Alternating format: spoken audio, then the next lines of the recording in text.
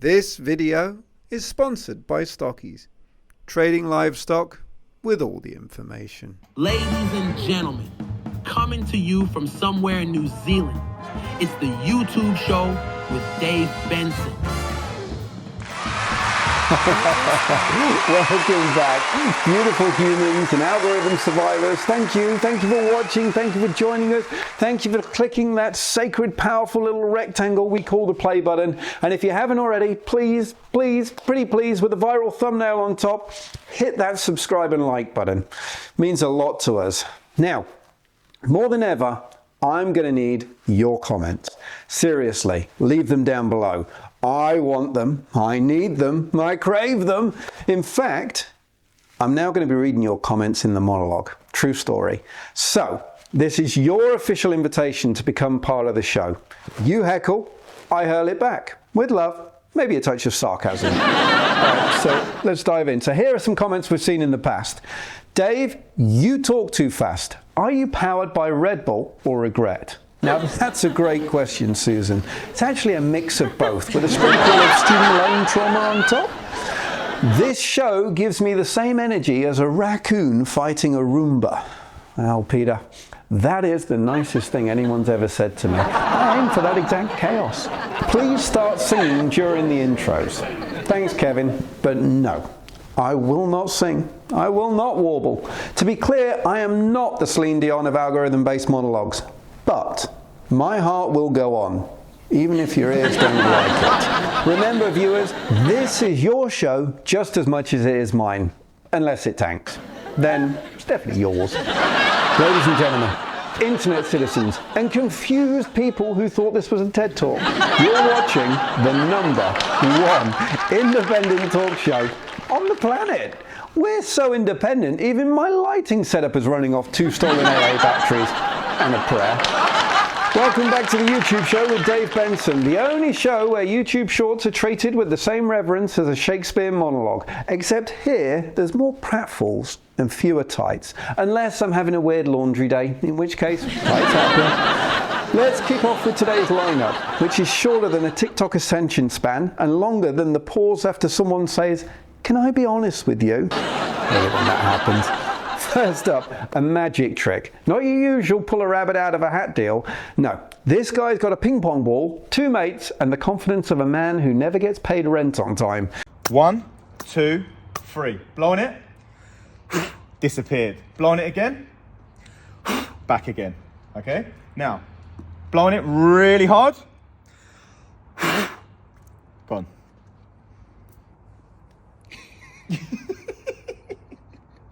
Next, we walk headfirst into the age-old cling film doorway prank, because nothing says friendship like invisible barriers and a mild concussion.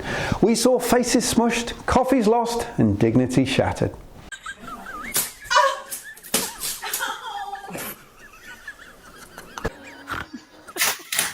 Josie! Don't fucking fuck! My makeup! I began to pass out.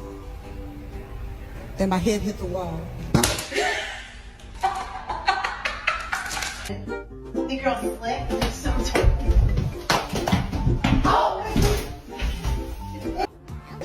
Here comes the fake hand prank. Some absolute menace convinces his girlfriend she's holding his hand. Turns out, she's not.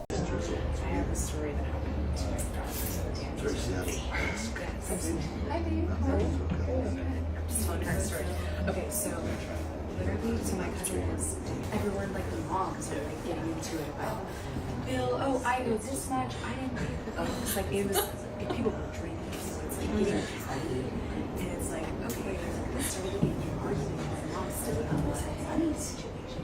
That's ridiculous. It was ridiculous. And like from that point on, just was like straight. She like wrote me a letter. Like yeah, no, like she could definitely. Yeah. But she wrote me a letter, like I hadn't talked to her for years, like after that, like it was just one of those things that was like so bad. Like I was like, I never want to talk to this woman. Yeah, I would feel so bad for Danny, right? Like Danny would be like so sad. And finally, babies. Oh, who doesn't love babies dancing? Like they've just heard their first bass drop at the daycare rave. These toddlers have more moves than Beyonce and Baby Shark put together. Alexa, play I Like to Move It, Move It.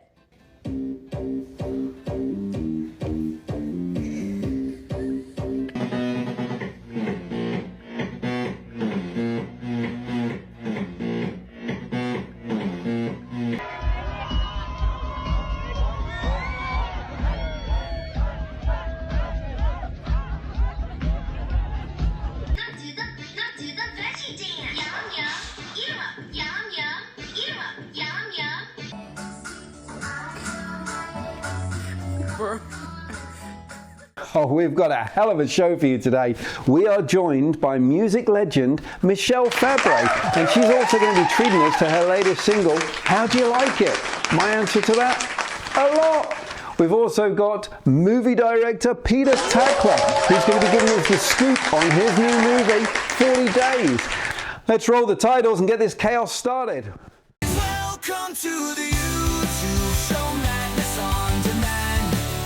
Waves of laughter, tears, and chaos at your hand. Lost inside the streams where dreams expand. Welcome to the YouTube show. Can't understand.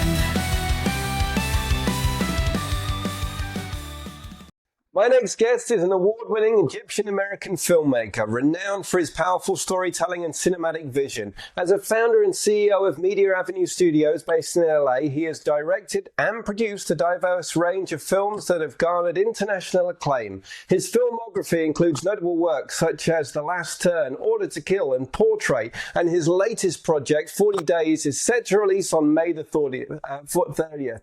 And is a poignant drama inspired by real-life events. Ladies and gentlemen, please welcome the ever-talented Peter Takla. Peter, welcome.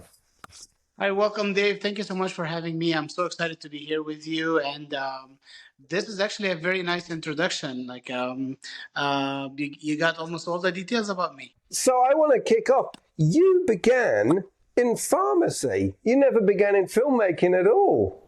Correct. That's an interesting story. So I started as a pharmacist very long time ago. Maybe like I've been a pharmacist for about 10 years now or more. And I mean, since my childhood, I was like very curious about filmmaking and art. I've been doing some plays at school, just like some of these student plays or similar like student films. But I've been in love with cinema, like I would say the whole my whole life. Yeah. And when I got inspired with some true events, I started my very first film, and I took like the hardest way. So I started with a feature film, which is kind of crazy. This is crazy, but there are like some true events inspired me about like family issues, and I started writing the film. Of course, it took me like a long time just to write and rewrite until I got like the final draft, and then start filming it. I called it like my learning film. So this is where I learned how films are made, and so on until so far I've done about 12 films. So how long ago was that? So the very first film, as I mentioned, it was like my learning films. I learned how to do films. I love, actually, I fell in love with filmmaking and how you can put things together, how you put the pieces from different parts of the story to make a story. And then with the help of New York Film Academy, because when I got inspired by filmmaking, I got studied at directing at New York Film Academy here in Burbank, Los Angeles. And then I decided, okay, this is something that I need to do for the rest of my life. Started doing some shorts and then decided to do a second feature, which was Order to Kill. I learned a lot. It was like a different genre, but a nice experience. And then I decided to do like a total different genre. I did a film, a comedy film called Husband for Sale. And this is like, these comedy hilarious films that like kind of fantasy films. And I've done some shorts and documentaries until I got inspired with this. I would say the if I can call it like the most important film that I've done so far, 40 Days, the upcoming film will be released in May 30th here in LA. This is like an inspiring story. So I would say the short answer is when I get inspired by stories or ideas or like hot topics that I need to talk about or just deliver my message to my audience, I would just make a film. And it's not just the message. Best feature film, best director, best short film, best indie feature film. You've been nominated for the Swedish International Film Festival Awards. Like, you've taken this from a small undertaking of learnings to where you are now. That's incredible. You must be very proud of yourself as to how you've got there. Well, correct. Well, I'm proud of all the projects that I've done so far. I'm proud of the journey. I would say it only takes like a passion and a learning process. So if you have a passion for something that you really love doing, so you would just keep doing it until you get featured or nominated. So this is not the goal, but the goal is like enjoying the journey of filmmaking, enjoying telling stories, and then watching the final product and feeling proud with what we've done. And you then founded Media Avenue Studios, is that right? Correct. So I would say starting from my second film, I founded the Media Avenue Studios company, and I try to make everything under one umbrella. So we have history of making films. So it's not only just like amateur director making film. No, it's like now it's a career. It's something professional under a professional media production company, and we're growing. We've been there for about 5 years now, so we're growing, making films, and not only films. We do like a lot of stuff, but this is, I would say, my passion. Let's be really honest. I watched the trailer for 40 Days. So I was looking online and I saw the trailer for 40 Days. And off the back of watching that trailer, I then reached out to get you on the show because I was so inspired by what I saw. It's a fantastic trailer. Where did the story come from? Oh, thank you. So the story is actually based on sad true events. It's something, I would say, a terrible journey, and it's a hot topic. Like a lot of people actually from countries all over the world are taking this journey from different parts of the world. They're aiming for the American dream to the US, but they're trying out.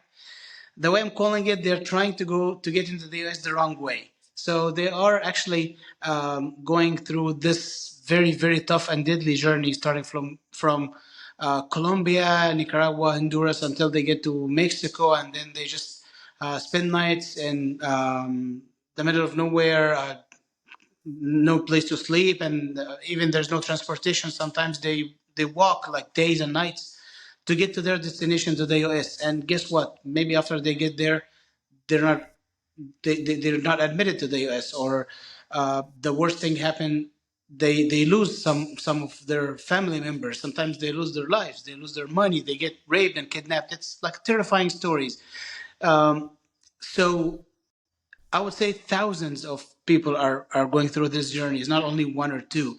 So I got inspired about these stories. I wanted to use like my kind of storytelling talent to just warn people, like, hey, please do not go this way, because I spoke to multiple people who've been through this journey, and they all agreed on something, that they didn't know that it was that tough. And I asked them a question like, hey, would you do it again? They said, oh, never. So they wanted to warn other people from doing this journey. And this is where the film came from. Wow. And how long did this one take to shoot? To shoot, it took us about a month. But, pre-production took about 6 months pre-production, and another, I would say, 6 to 9 months for post-production. Peter, thank you so much for your time today. We'll play that next. نفسي ابني يتولد في مكان احسن من اللي احنا كنا فيه. نجيب، انت متاكد من اللي احنا بنعمله ده؟ انا مش عارف احنا عملنا في نفسنا كده ليه اصلا. We're from Colombia, Panama, Nicaragua. Now I'm here. هو ده كمان المكان اللي هتبات فيه. كلها يومين نوصل لامريكا وهنتخانق على الايام دي. بس مش دي الطريقه اللي تحققوا بيها الحلم. عاوزين مني اقدم كشف حساب في فلوس قد كده متلتله، وانا لو عندي الفلوس دي ايه اللي يخليني اسافر؟ عارف قالوا لي الموضوع ده هيبقى صعب، بس عمري ما تخيلت انه هيبقى صعب بالشكل ده. Everyone have different roads. We all have same destination. Life is a huge school. رايحه فين؟ هيسيبونا وايه؟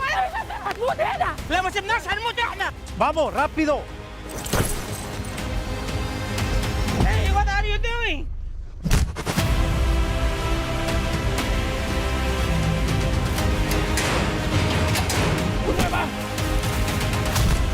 Congratulations, you have lost. I nearly died. Don't go. Hey. Está loco. ¿Tiene problema? Before you ask why, you should ask about rules. Rule number 1, don't ask any question. Cross your leave. If you fall, we're dead.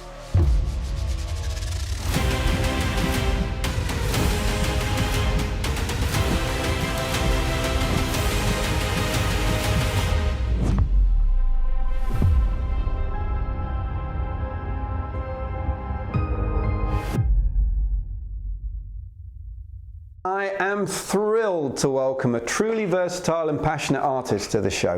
Hailing from New York, this artist's musical journey began at the tender age of 4, featuring in her first national commercial for Eskimo Pie.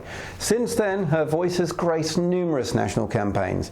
In 2021, she released her debut commercial pop album, Find Your Fire, a 12-track collection that showcases her versatility and passion for music.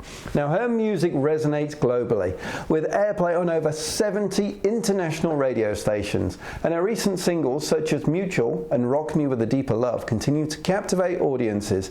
Ladies and gentlemen, please welcome the one and only Michelle Fabre. Thank you so much for having me on. So happy to be here. Oh, it's awesome to have you. Did I pronounce your name correctly? I'm always... Yes, you actually did. Jeepers. Right now, so I'm in New Zealand, and it's about 4 p.m. in the afternoon. You're in New York, so it's got to be, is this a late night, Thursday night party for you, or?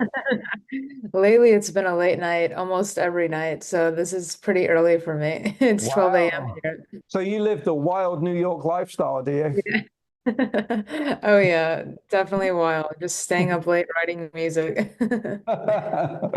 So you've been doing this since you were 4 years old. Now, I think it was your dad, Terry, who originally got you into it. How did it all kick off and start? Yeah, I've been pretty much singing my entire life, doing different jingles and commercials, and it wasn't until like about 5 years ago that I decided to go full-time into music and work on my own originals, and that's been, a great journey, and I work with my dad, like you said, and it's really nice to be able to pursue music full time. Was he the one who originally pushed to get you into it when you were 4, or was that you, or how did it come about? I think it was just that like it was there, and I definitely jumped on it, and I guess I had a love for it, but it was never definitely something that was ever pressured or put on me in that way. So I'm grateful that I was the one who really chose it. And you've had Terry feature on some of your music, and I believe you still collaborate with him now. He's played the guitar on A Deeper Love, I think it was. Yes, that's exactly right. And that kind of came about in a way he just was jamming on it just for fun, and I was like, I really love that solo, why not put it at the end? And it was kind of just one of those things where at first it was a little bit shocking, and because it's not always done in today's pop music, especially a solo that long, but I loved it, and it definitely added to the song. So how did your big break crossover come about?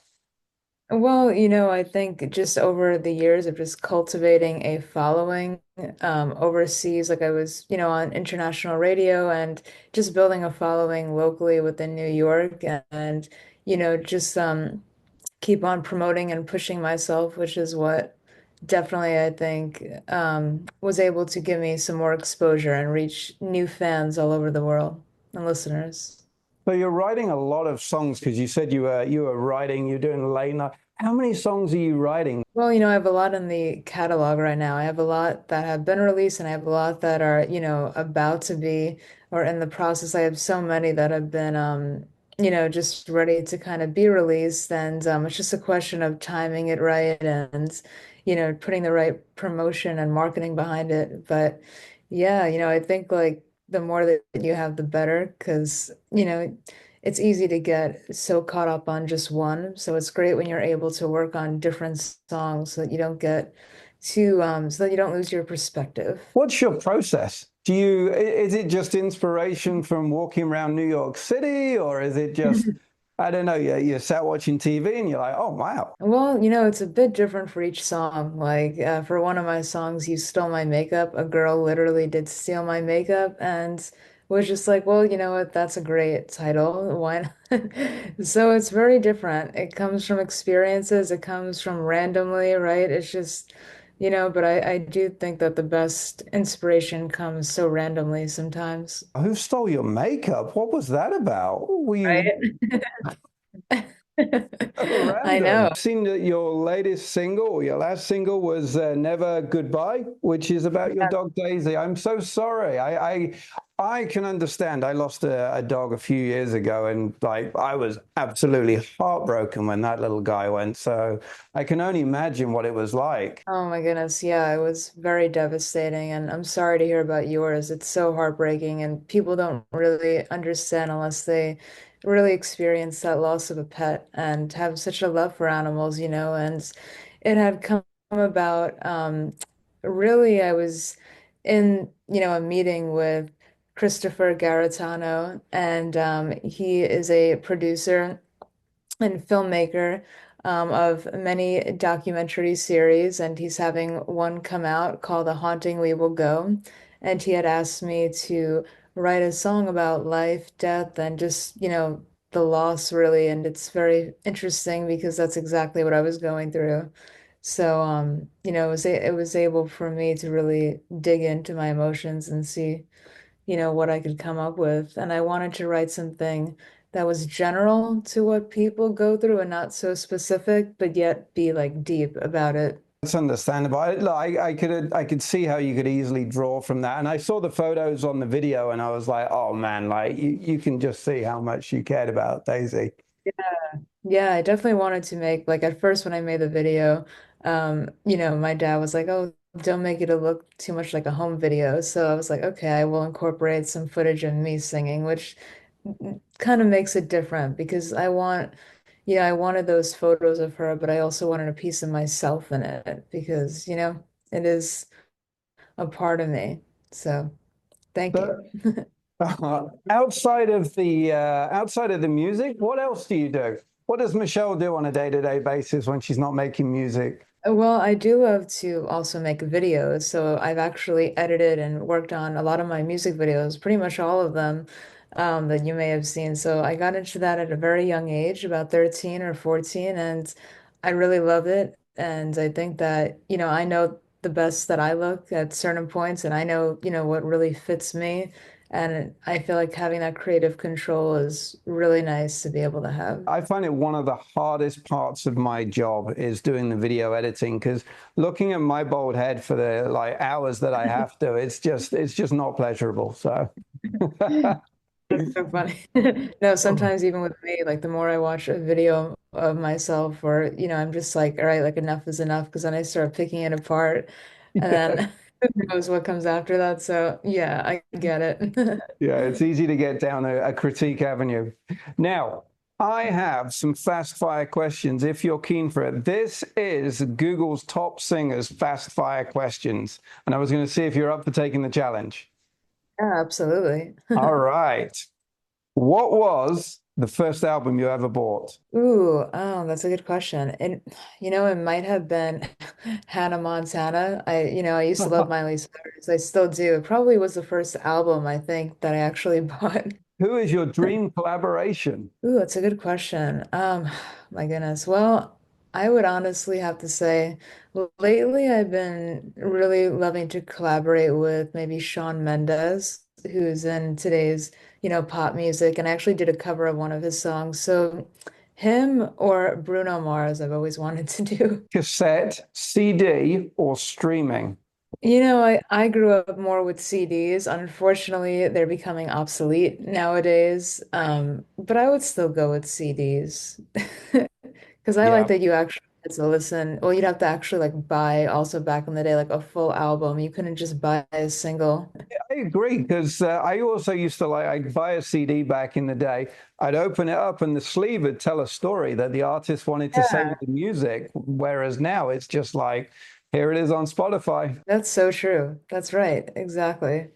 Yeah, and honestly, like that's a part of the album. That's a part of the your work. So it was nice when you were able to see the artist's perspective of the album.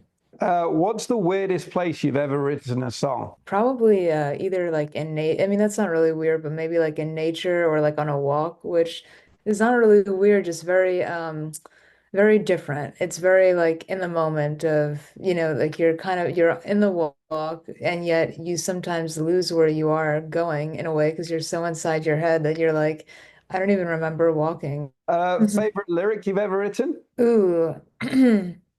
Well, actually, one of them is, I'll just spoil it. It's going to be on my new song, How Do You Like It? That's coming out on May 10th.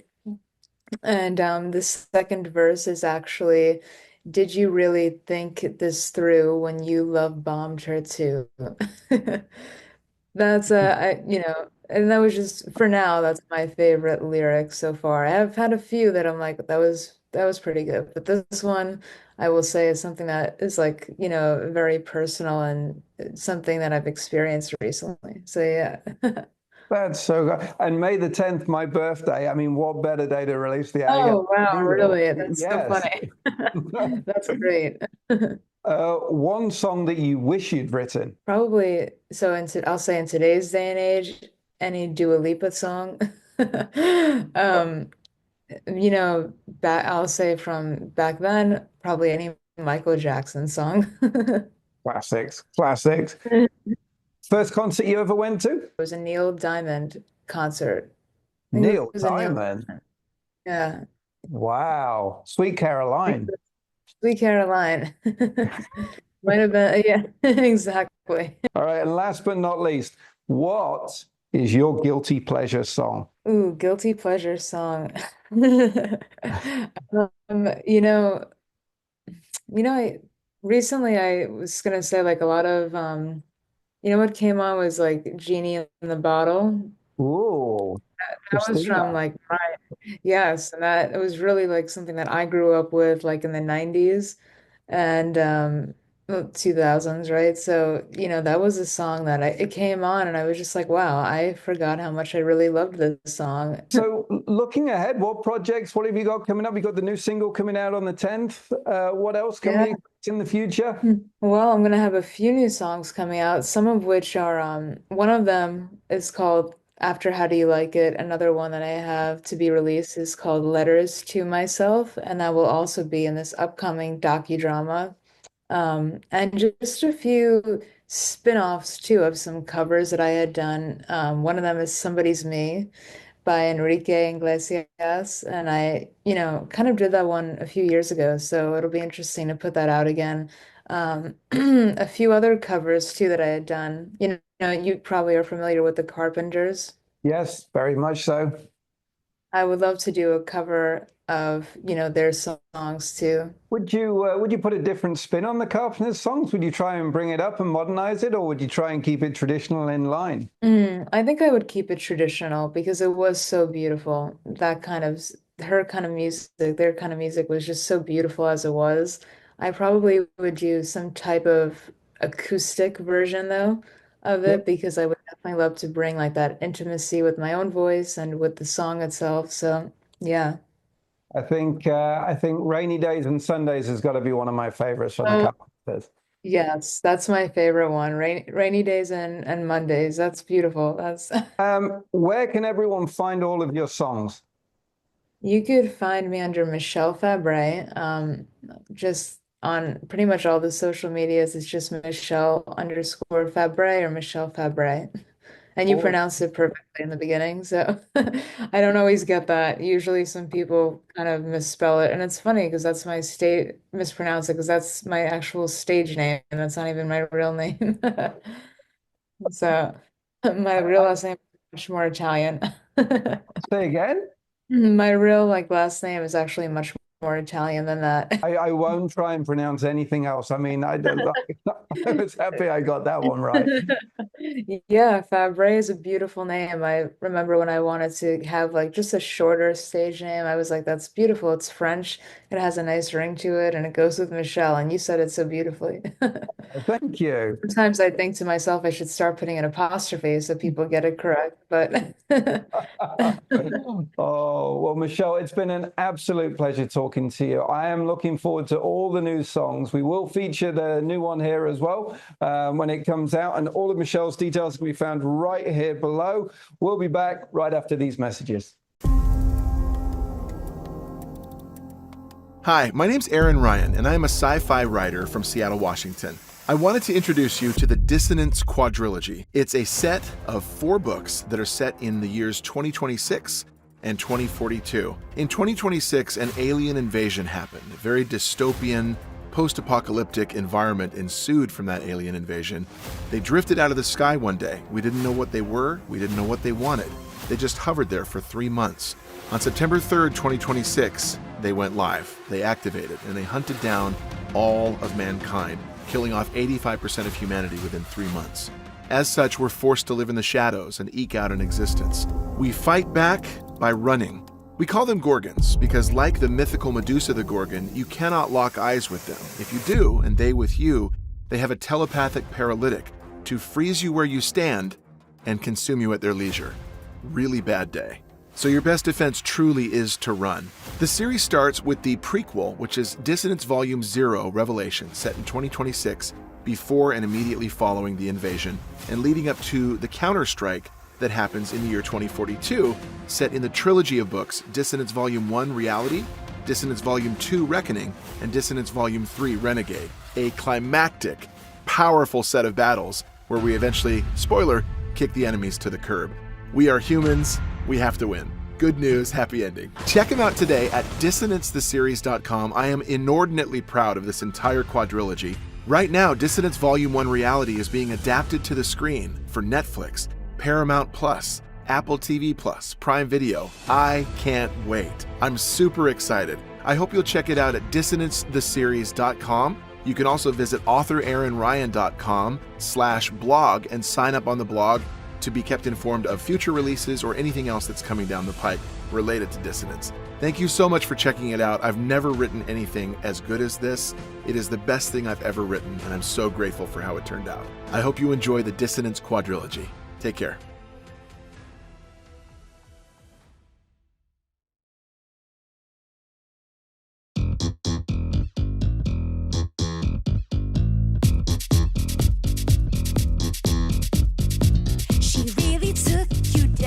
Drag you to the ground. She played you like a clown, and so you'll sit around. Tell me, how do you like it? She's got no time for you. Your masquerade is through. She saw the fake in you, just like a bad review. Tell me, how do you like it? So how do you like it?